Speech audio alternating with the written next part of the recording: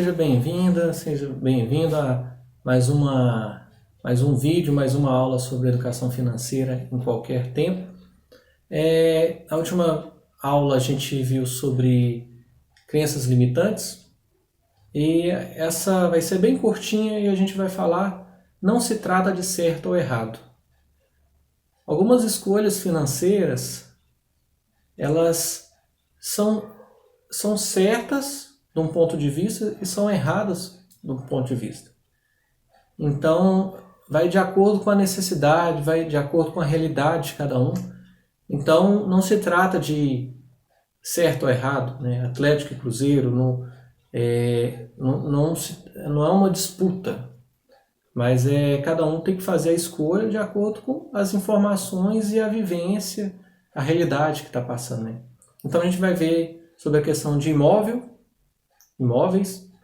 veículos, controle financeiro e também sobre bancos. Então vamos lá.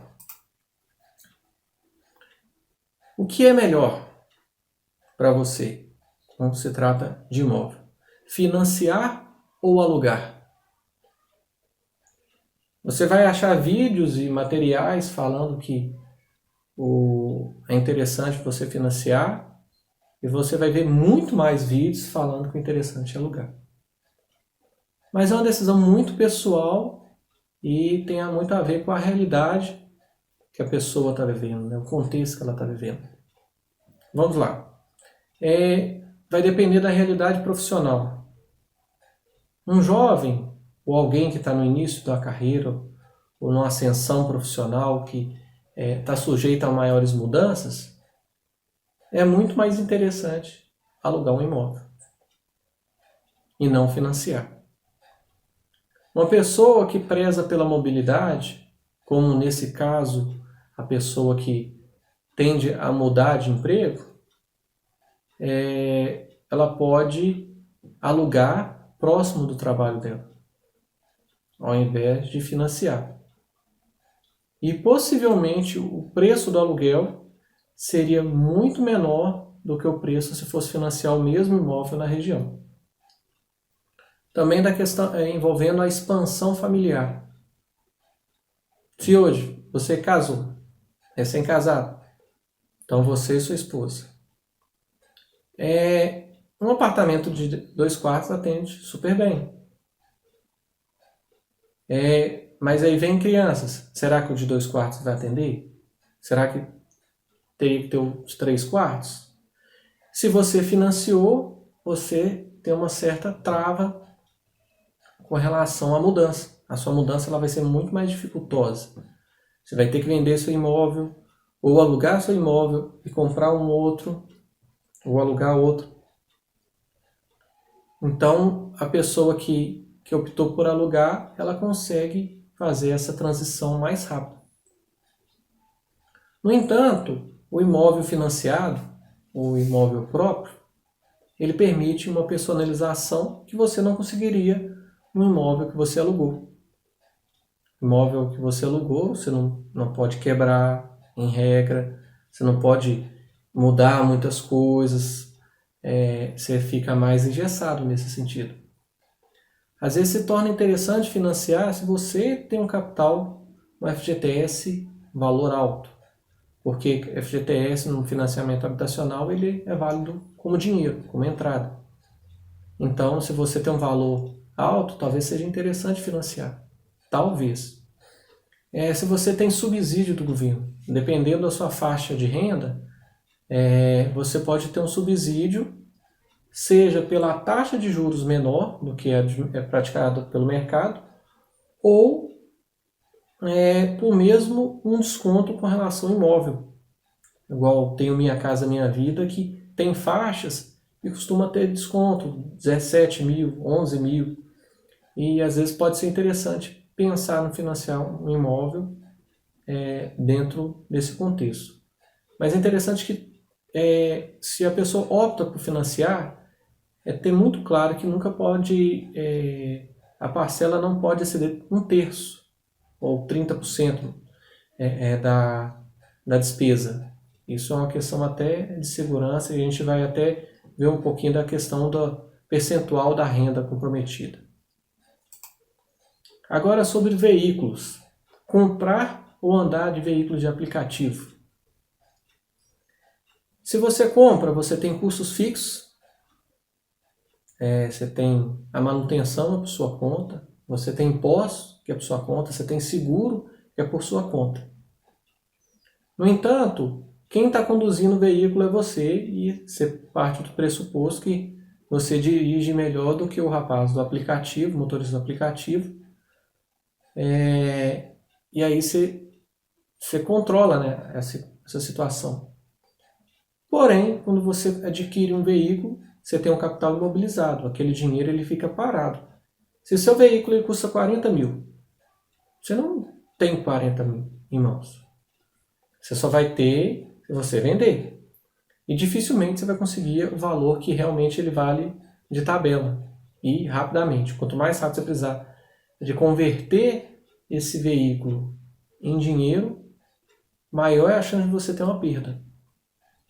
No entanto, se você opta por andar de aplicativo, você não tem que preocupar com estacionamento. Vamos supor que você vai numa formatura, você vai de aplicativo, ele te deixou na porta, você entrou, não tem que preocupar com vagas, não tem que sofrer com os flanelinhas. Do aplicativo, a manutenção fica por conta do motorista ou quem é responsável pelo veículo. E uma coisa tem que ser avaliada também a quantidade de pessoas que vão utilizar. De repente você tem uma família, você e mais 3. Talvez seja interessante ter um veículo. Porque às vezes se você pegar aquele valor em passagens de ônibus podem ser convertidas no combustível. Mas se às vezes você vive uma quantidade com poucas pessoas na sua casa, talvez seja interessante utilizar o aplicativo. Não se trata de certo ou errado, mas o que é melhor ou pior para você em um determinado momento. Outra coisa, controle financeiro. Esse é o terceiro ponto. Você tem que ter um controle que funciona para você. Tem que ter um controle que permita você fazer acompanhamento. Você tem que ter um controle que permita que seja adaptativo, que ele seja possível fazer ajustes. E também que você utilize, que seja fácil de você usar. Então, muitos se falam de planilha. Planilha eu gosto muito, mas para alguns não vão se adaptar com planilha. Alguns vão funcionar com caderno. Outros vão funcionar por aplicativos de celular. Então, ver o que funciona para você, né? O importante é que seja funcional. Agora, por último, vamos ver a questão de bancos. Eu escuto muito críticas com relação aos bancões, né? Os principais bancos que tem aqui no Brasil.